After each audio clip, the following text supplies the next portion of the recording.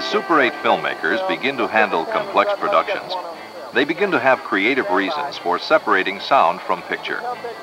There are times when the picture should continue while the sound stops. There are other times when the sound should continue while the picture stops.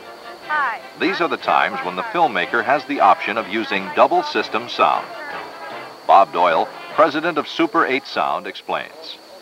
The basic difference between single system editing and double system editing is that with single system, the editor is always cutting both sound and picture. A sound cut is a picture cut is necessarily a sound cut. In double system, the editor has the ability to choose the best picture to use at this moment and conversely the best sound to use at that moment without disturbing the other. Any sequence of pictures can be juxtaposed against any sequence of sound. This juxtaposition of picture and sound can be done regardless of how the film was shot. If it was shot double system, and if the sound was recorded on full coat like this, the editor has only to keep the sound takes and the picture takes together through the editing stage. Of course, in any double system sound shoot, the recorder must be kept in sync with the camera. This is done by either a crystal control or by a pilot tone cable which connects both camera and recorder.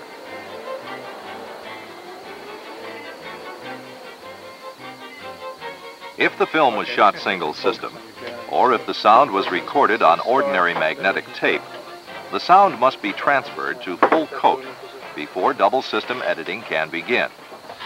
After editing, the sound can be transferred to the magnetic striped film. Before you begin editing, look at your film on a projector so you can see things you might not notice on your small viewer. Bad facial expressions, visual distractions, and bad camera movement show up readily on a large screen. I myself have been in broadcasting television for 15 years.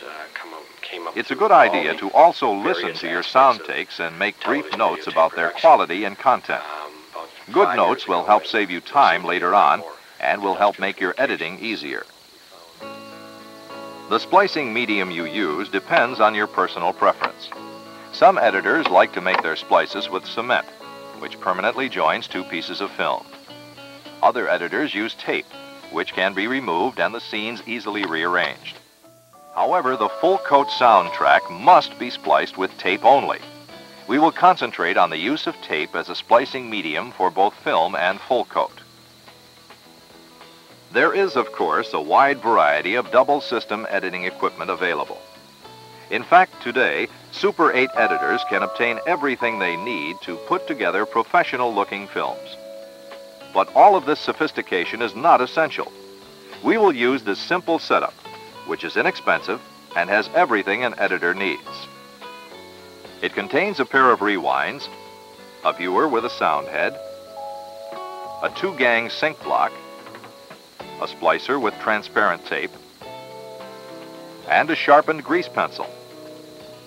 We will also use a bin in which we'll hang individual scenes. To begin editing, put your soundtrack and picture on the left rewind. A spacer helps keep the film and full coat separated, and a spring clamp applies tension to hold them in place. In the same way, put your take-up reels on the right rewind.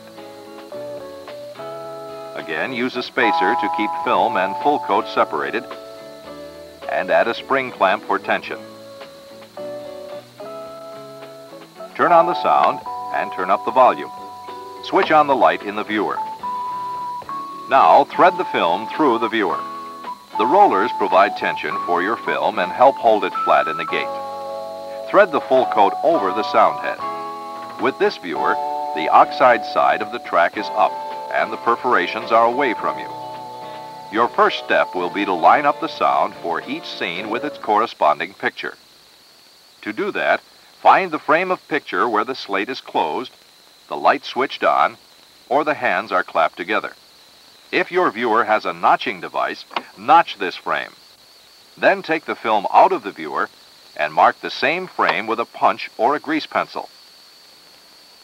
Put this frame in the sync block. Thread it carefully over the teeth so you don't scratch or tear your film, and close the block. Pull your full coat soundtrack through the sound head until you hear the clap, buzz, or bang of your syncing mechanism. Mark this frame with a permanent marking pen and pull it over to the sync block.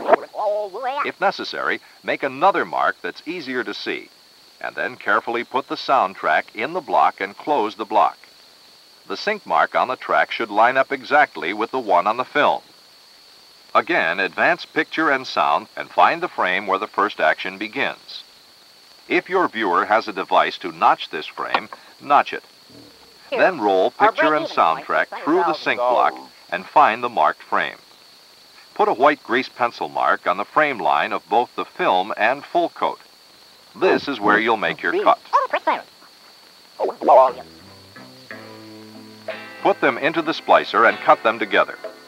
This, of course, will cut off your sync marks, but if you continue to cut both picture and track together, they should stay in sync.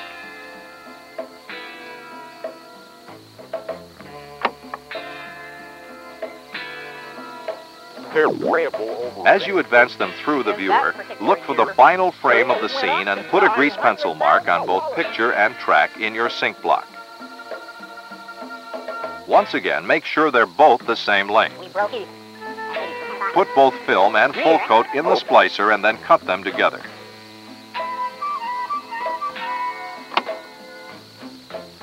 Now put a piece of tape on the head of the picture and soundtrack. After you've finished marking the scene number on the masking tape, you can hang everything in your editing bin. Continue through the film until every scene has been hung with its corresponding sound. Of course, some of your scenes may have been shot silent. Music or effects may be added later. But for now, you'll have to use a piece of leader called slug to represent the sound you will add. This slug could also be used to represent the picture, which will be later added to sound you now have. While your picture is in the sync block, mark a piece of slug to its exact length. This slug will help you maintain sync throughout your film. Cut both and hang them together in your editing bin. When all scenes have been cut apart, you're ready to begin assembling your film. Start by splicing equal lengths of leader to the head of both your picture and soundtrack. Remember, track is always spliced on the base side only. If you splice the oxide, some sound will be lost. Since this is a wraparound splicer, the excess splicing tape must be trimmed off the full coat so it doesn't cover the soundtrack. Continue assembling your movie in this way, splicing each scene in order. At this stage, there should be no more cutting, even if you know you're only going to use part of a scene. This fine cutting should be done later, after you've viewed the film as a whole. Now, watch your movie a few times to get a sense of picture and sound working together. Can go out and get. When you decide on the fine cuts you want to try, mark both picture and full coat. If you're cutting original, try not to cut too much off. If you have to splice something back on in mid-scene, your film will look jumpy to your audience. After you make all your cuts, your film should begin to have a smooth flow. I'm optimistic about Super 8. I think you have to look at it in a historical context. If your film doesn't already have a magnetic stripe on the edge, the stripe can be added, and the sound can then be transferred from the full coat to the stripe. Now the film should be cleaned with a soft, lintless cloth and movie film cleaner with lubricant. This cleaning will help make your film look better and run more smoothly through the projector. There is nothing complex about editing double system Super 8. It just takes practice and a little patience.